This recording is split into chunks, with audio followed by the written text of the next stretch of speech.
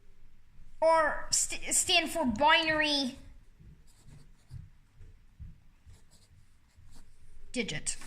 So it's a quantum binary digit. Quantum binary digit, yeah. So qubit. So it's a every binary digit that is like in superposition, right? Yeah, so you could also have superpositions. So you can have 1, 0, or it could represent it like this. Yeah. So 1 that and would 0 that at would the same time. that would make for a lot more. The number up to which it can count is But that's a not lot the greater. whole story. That's not the whole story. They can interfere, so they can be in phase or out of phase. That's a property that they could have that increases as well. And entanglement, so they could be entangled as well. Okay, so considering superposition and entanglement, and then they could count up to 2 to the number of qubits that they have. Oh. Whereas ordinary computer could only count up to 2 to the number of bits. Oh. So that can increase this by a lot. And we will probably So be using quantum computers. So in fact a 64-bit computer, in fact that computer behind me right now, Yeah. the 64-bit computer, that's just a 6 qubit. If you try to turn that into a quantum computer, that would just be 6 qubits. Which is tiny. That's just tiny. So we think that they would kind of improve our things. It's not like a replacement, but an enhancement for computers, because we think they're actually slower for certain tasks as well. And you have to keep them really cold. You have to keep them just above absolute 0. So that's really cool. Which is difficult to do at home. It's difficult to do at home. Anyone can access some quantum computers through the cloud, though.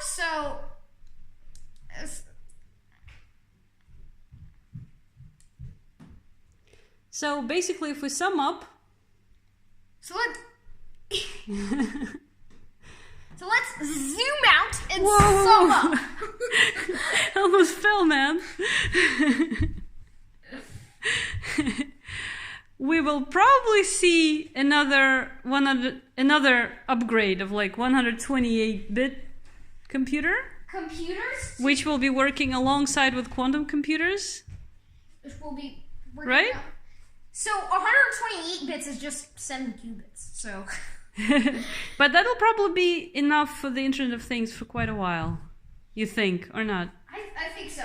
I just want to figure. I'm gonna leave you with one more formula. Okay. Zoom back in. I don't know. So n bits.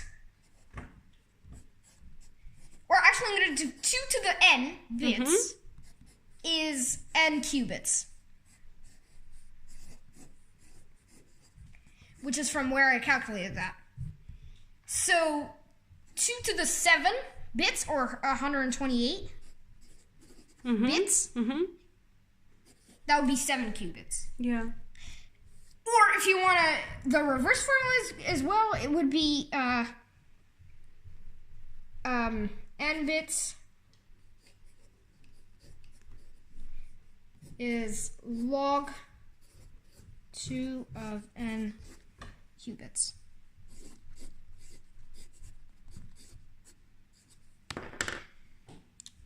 Thank you.